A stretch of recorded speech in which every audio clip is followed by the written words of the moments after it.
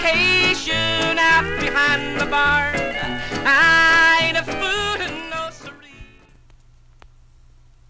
Alright, so here we are looking at my screen of my iPhone. And so the first thing you have to make sure you do in the mobile environment is make sure you have the apps downloaded on your phone. So you'll want to have Microsoft OneNote, which is the purpley color one here with the N on it, and Microsoft Teams, which is your one with the T on it there. So I have them kind of grouped together here in a folder. Let's start and just have a quick look at Teams in the mobile environment. So Teams looks like what you see here. There are some tabs down the bottom here you can use, but you can switch to, there's your assignment tab. I'm just going to go back, so that's where you could search and find assignments. Anyway, so here's just a listing of all the teams that I'm a part of. I'm just going to choose my pre-calculus 11 as an example. Once you select it, the channels open up down below it. You can navigate to your channel. So if you went to your general channel, there's all of your conversations and things that have gone on in the general channel. Or you could go to your channel on nothing in that channel, I guess. This one. So there's what happened in the rational expressions channel, and so on. So that's similar to how you would use the apps on a desktop computer. You do have the option in the general channel. You'll see across the top there is a files tab. You just select that. It opens up any files that are associated with your particular team. If you hit the more feature, now here's where you'll see class notebook as an option. If you select the class notebook option from here, it will open up your class notebook. Now this is where things start to look a little different than they do on the OneNote or the desktop version of this program. When I get to here, it's a window of tabs. So I'm going to look at these tabs, and let's suppose I wanted to navigate to the content library. And then once I get in there, it shows me all these different tabs. So if you see the little arrow beside it, that means that it's a subgroup, meaning there's other things in behind. So quadratics, you'll see there's a little arrow here to the left beside the tab. I just hit that, and it opens up 3 sub panes below it. I'm going to use quadratic functions as my example. Scroll, make sure I'm at the top. That's one other thing to make sure. Sometimes if you feel like things are missing or something you put in your notebook on your phone isn't appearing, if you just use your thumb and drag the screen down, this is on an iPhone, might be different on some other kind of a device, and that should update everything to make it as current as possible. So there was a video I put up that just reappeared there now. So the way I have it set up is, if I just back out for a second, basically each concept is divided into tabs. So quadratic functions would be kind of a major concept. Once you open that up, there'll be a series of pages. Each of these pages will give you instructions. So I'm going to start at the top, which is a video lesson. You'll see I used OneNote 2016, which allowed me to embed the video. So I could just start playing the video right from here.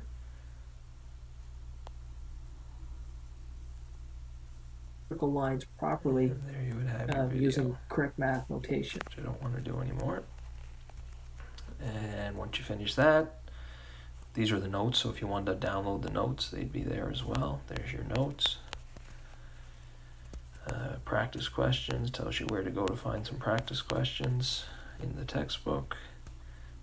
There's a handout that I had along with that. You can just resize things down there.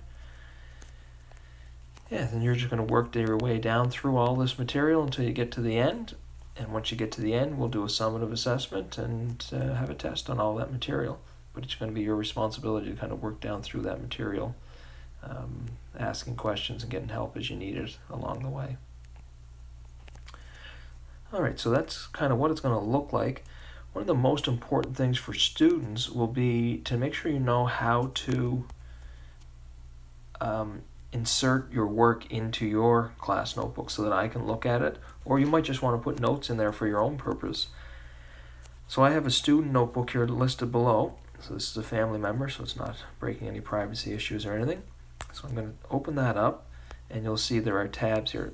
The teacher can set up the names of these tabs. However, as a student, you can add, if you wanted to make a tab to put whatever practice questions that you've done on your own, or maybe you want to store your old tests in here. So you just hit add, new section, call it whatever you like, old tests, just make up something, hit done. Now, you then have to move this down into where you want it to go. So I want this to go, I'm going to hold my finger on it, put my finger on the 3 lines, drag it down to where I would like it to go. So I'm going to put it in this student's class notebook. There you have it, hit done. So then you get in here and say, I don't really like the look of that, or I don't want this section, just hold down on it.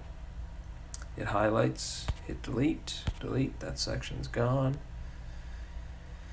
Let's suppose the one you just put in there, so no, I don't really want that anymore. So you hold your finger down on it. Or you can actually pull it to the left too, I guess. Delete that. So that's gone. Now, suppose that I'm at the point where I've done some work. I want to submit it for the teacher to have a look at, or maybe I had a question. So it's very important that you understand how to insert your work into your class notebook. The easiest way to do that, the OneNote, as long as you have the app downloaded on your phone, basically has almost like a scanner built right into it. Let's suppose I was going to put something here in let's go to, I don't know, practice work. So I open up this tab. You can see there's already a couple of pages there. I'm just going to go back here. Let's suppose that there's already, see it says untitled page. That just means there's a blank page in your notebook. Let's say that wasn't there. So let's suppose you came to here, well, where am I going to put that? If you just hit the plus sign, it will open up a new blank page. And let's suppose this is just a sample, I'll call it a scan. It's like using a scanner almost. Give it a title. Get the cursor showing down below. Now hit the camera button, and you're going to want to take a picture. I always like to choose document, and that way it pretty much does all the cropping and everything for you. So I have document selected. Take a picture.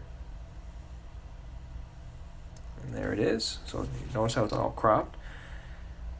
This is one of the things I'd like you to make sure you're working on, is that you are able to insert work that looks just like the page that's sitting on your desk when you take a picture of it. So I don't want a bunch of extra. So what I mean by that is, if I hit up on the top here, beside the delete or the trash can, you'll see these kind of like a frame.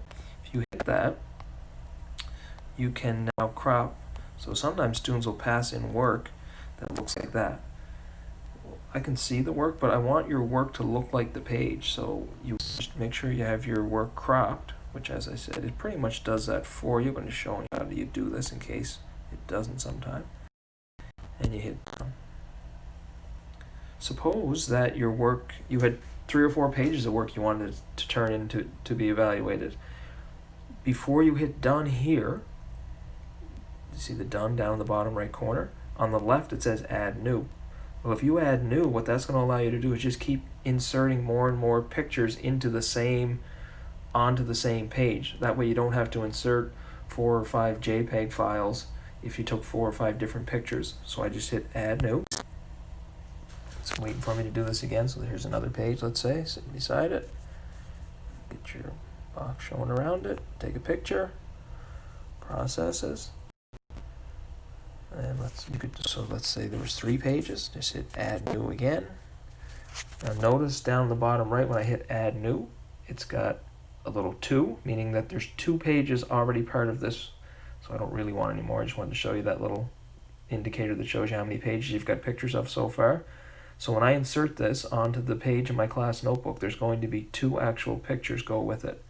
And then the way I know that is because of the little 2 down there. So I'm just going to hit the X actually, because I don't want to do this. And I'm going to hit done. Or you can also see at the top it showed there briefly 1 of 2. I'll hit done. And look at that, right underneath on that blank page that I had put in there. Both images went in order too, the order you take them, that's the order they'll appear on here. So you don't have to worry about rearranging them, resizing them. It works perfect. Really nice way to insert your work. It's probably the most efficient way to get work into a class notebook. Even if you are working on a laptop, it's always nice to have a mobile device nearby to scan and insert things. So once that was in there, let's suppose you didn't like the order. Say, oh, I want that to go to the top. Again, just if you hold down on it with your thumb, and now just put your thumb on the 3 lines out at the right end, and you can reorder your pages, like so. I already showed you how to delete pages if you didn't want them in there.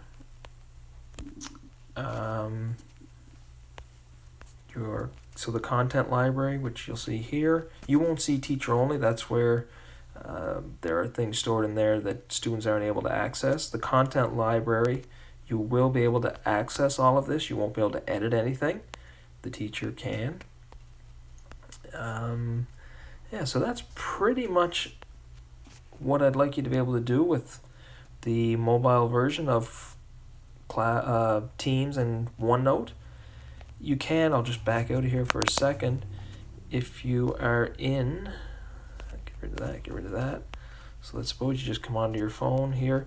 You can bypass Teams altogether. You can, if you have OneNote downloaded on your phone, the first time you log into OneNote, much like Teams, the very first time you log in, it will automatically sync and input any Teams you're part of.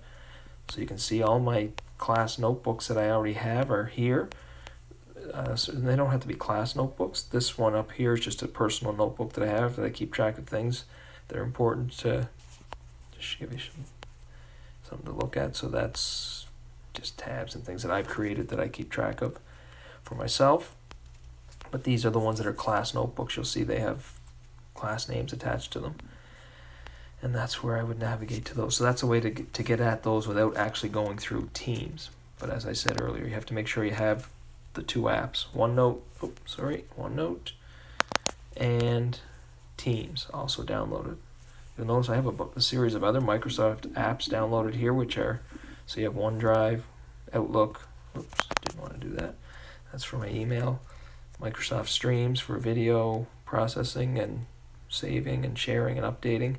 So there's a series of those Microsoft apps that you can download onto your mobile device as well, and you can quite comfortably survive and function in a digital learning environment with nothing more than a phone at your disposal.